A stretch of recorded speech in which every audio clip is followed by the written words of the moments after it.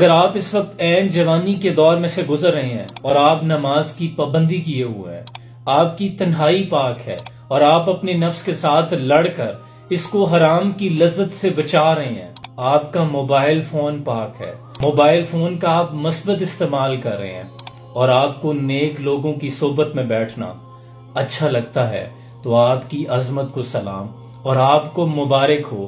آپ دور حاضر میں اللہ کے مقربین بندوں میں سے ہیں۔ یہ آپ پہ اللہ کا خاص فضل ہے، کیونکہ رسول اکرم صلی اللہ تعالی علیہ وسلم نے ارشاد فرمایا کہ ایک وہ وقت آنے والا ہے جو نفسا نفسی کا دور ہوگا، جو فتنوں کا دور ہوگا۔ اس دور میں میری ایک سنت کو زندہ رکھنے والے کو 100 شہیدوں کا ثواب ملے گا، کیونکہ شہید ایک دفعہ مرتا ہے۔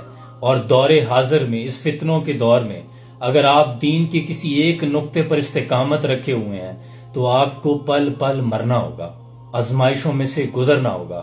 اس لیے کہا گیا تھا کہ چونکہ بار بار مرنا پڑتا ہے، اس لیے 100 شہیدوں کا ثواب ہوگا۔ اور یہ جو پرہیزگاری کا منصب جس پر آپ اس وقت عین جوانی میں فائز ہیں، اس کے لیے بڑی بڑی داڑھیوں، بڑے بڑے جبوں اور بڑی بڑی دستاروں کی ضرورت نہیں۔ آپ ٹین ایج میں ہیں، لیکن یقین مانیں یہ اللہ کی دوستی اور مقام ولایت ہے اگر آپ پرہیزگاری رکھے ہوئے ہیں۔ یہ تیرا شہر تو ہے شہر زلیخا جانا، وہ پیغمبر ہے جو دامن کو بچا لے جائے۔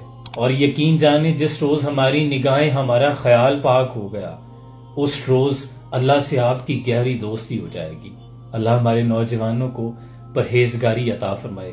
اور بزرگ کہتے ہیں کہ پتر ہونا کرنا ہے دیدار سجن دا، جن آنکھیاں سانپ کے رکھیاں۔ یہ آنکھوں کی حیا بہت ضروری ہے۔ سلام پہنچے۔